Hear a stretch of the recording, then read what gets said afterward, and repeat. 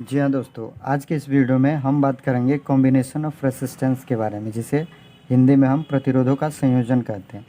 Combination of resistance mean कि दिए गए प्रतिरोध को आखिर हम किस किस क्रम में जोड़ सकते हैं और जोड़ने के हमें कौन से तरीके हो सकते हैं। तो दिए गए रेसिस्टर को एक साथ कॉम्बिनेशन करने के बहुत सारे मेथड हो सकते हैं, जिनमें से हम दिए गए प्रतिरोध को श्रेणी क्रम में भी जोड़ सकते हैं, समांतर क्रम में भी जोड़ सकते हैं, समांतर क्रम और श्रेणी क्रम दोनों में भी जोड़ सकते हैं। इसके अलावा और भी पर्टिकुलर मैनर्स है जिसके द्वारा हम रेसिस्टेंस को आपस में जोड़ सकते हैं। यहाँ हम सबसे पहले जान लेते हैं रेसिस्टेंस का सिंबल क्या होता है। तो रेसिस्टर का सिंबल यहाँ से जनरली आपको पता होगा, कुछ इस प्रकार होता है। तो ये हमारे रेसिस्टर का सिंबल हो गया। अगर हमारे पास एक से अधिक रेसिस्टर मौजूद हो तो हम उसे कैसे जोड़ेंगे। तो फिलहाल इस वीडियो में हम दिए गए रेसिस्टेंस को श्रेणी क्रम में कॉम्बिनेशन करके इक्विवेलेंट रेसिस्टेंस का इक्वेशन डिराइव करेंगे। तो इसके लिए हमें एक सर्किट बनाना होगा। सर्किट बनाने के लिए सबसे पहले हम कुछ रेसिस्टेंस लेंगे जो कुछ इस प्रकार हो। हम यहाँ पर एटलीस्ट 3 रेसिस्टर ले लेते हैं, जो आपको कुछ ऐसे दिख रहा होगा।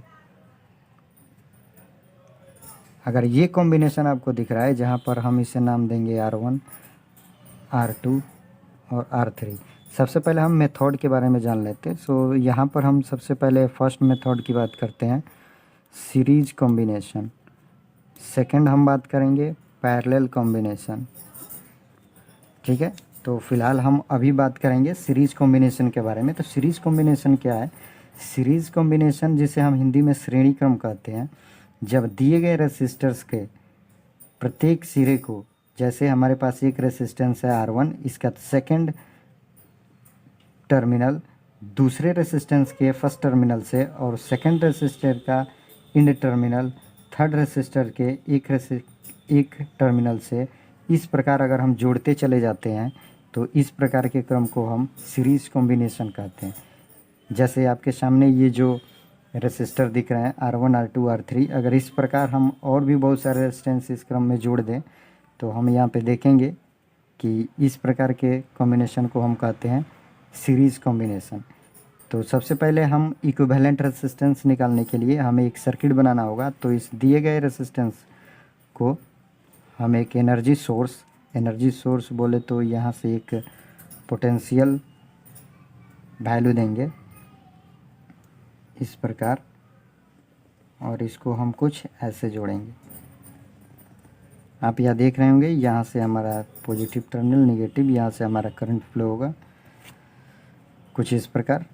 और इस सर्किट में आप ये देखेंगे कि अगर यहाँ से करंट I फ्लो हो रहा है तो ये करंट I ही इस सभी रेसिस्टेंस से होकर के फ्लो होते हुए यहाँ से हमें I फाइंड होगा और पुनः बैटरी के सहारे ये क्रम चलता रहेगा। परंतु दिए गए रेसिस्टेंस के दोनों टर्मिनलों के बीच पोटेंशियल का वैल्यू अलग अलग हुआ है। जैसे यहाँ पर पोटेंशियल का वैल्यू अलग होगा। इसे हम समझने के लिए यहाँ पे नाम दे देते हैं A, B, C, D।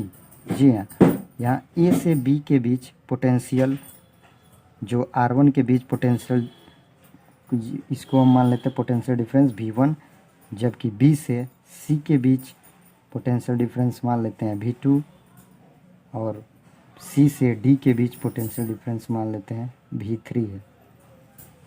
तो इस प्रकार इस दिए गए सर्किट से आप ये देख पाएंगे कि इस टोटल पोटेंशियल की हम बात करें, अगर ये पोटेंशियल है V यहाँ से, तो इस दिए गए सर्किट से from circuit,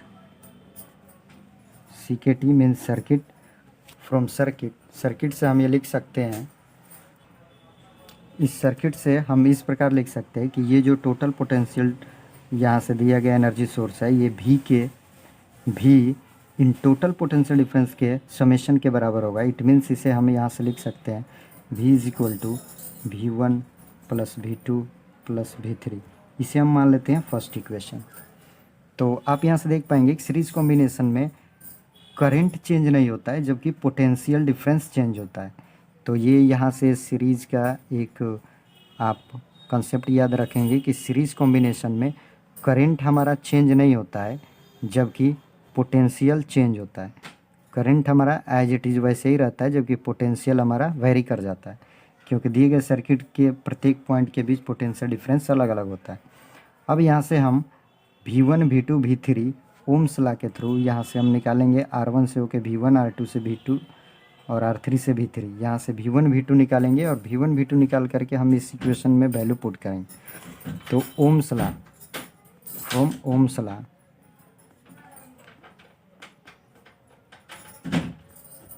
ohms law, Ohm के नियम से हम ये देखेंगे पहले प्रतिरोध के लिए अगर हम ओम्स लॉ अप्लाई करेंगे तो आप यहाँ से देखेंगे V1 बराबर I R1, ये हमारा हो गया R1 के लिए।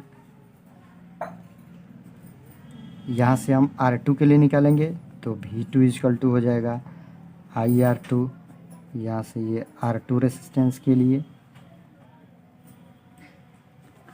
अब यहाँ से हम R3 के लिए निकालेंगे तो यहाँ से हो जाएगा V3 बराबर I R3, ये R3 के लिए हो जाएगा। अब इस दिए गए तीनों वैल्यू को हम इक्वेशन फर्स्ट में पुट करेंगे। From equation first we get, यहाँ से हम इस वैल्यू को फर्स्ट इक्वेशन में पुट करेंगे। V इक्वल टू V1 का वैल्यू हो जाएगा I R1 plus I R2, V3 का वैल्यू हो जाएगा I R3। अब यहाँ से आप I कॉमन ले सकते हैं, R1 plus R2 plus R3, इधर से हमारा V। अब इस इक्वेशन को हम मान लेते हैं सेकंड।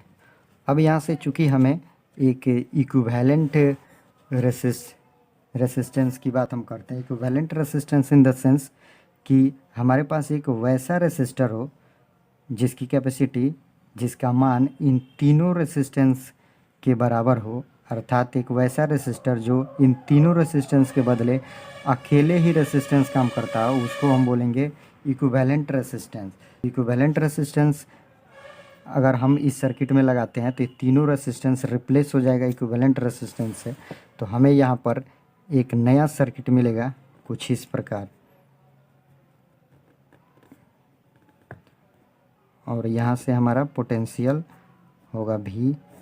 इस प्रकार हमारा, अगर ये इसे हम मानते हैं इक्विवेलेंट रेसिस्टेंस, तो Req, यहाँ से हमारा करंट फ्लो होगा I, और होते हुए यहाँ से हमें I करंट मिलेगा फॉर इक्विवेलेंट।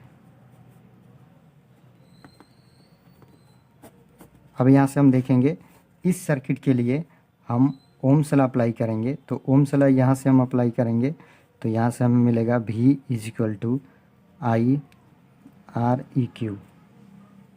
इस इक्वेशन को हम मान लेंगे थर्ड इक्वेशन। अब यहाँ से हम इक्वेशन सेकंड और इक्वेशन थर्ड को हम कंपैरिजन करेंगे। तो यहाँ से हमें देखने को मिलेगा इस V के जगह पर हम I Req जो इक्विवेलेंट रेसिस्टेंस का वैल्यू है यहाँ पे रिप्लेस कर देंगे। तो from equation first and second and third हमें यहाँ से मिलेगा इस V के जगह पर हम वैल्यू पुट कर देंगे I Req is equal to, यहाँ से हमें मिलेगा I R1 plus R2 plus R3। अब यहाँ से हम इस I को I से कैंसिल कर देंगे, यहाँ से हमें मिलेगा Req R1 plus R2 plus R3।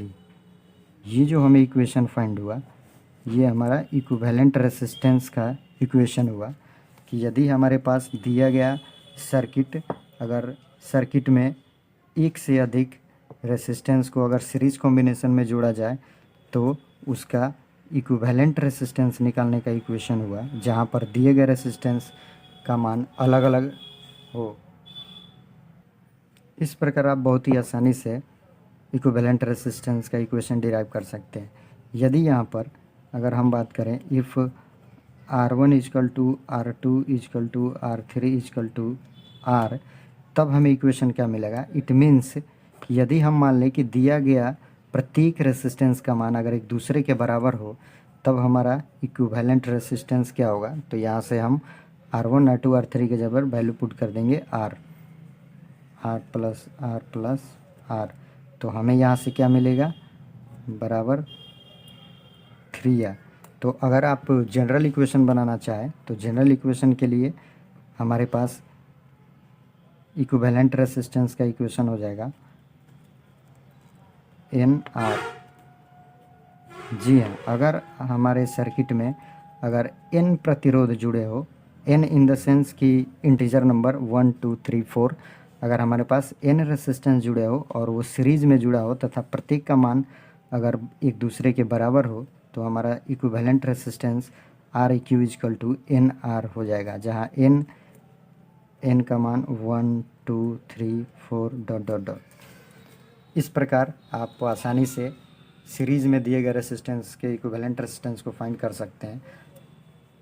अगर आपको ये वीडियो अच्छी लगे तो लाइक एंड सब्सक्राइब ज़रूर करें तथा अपने दोस्तों में शेयर ज़रूर करें।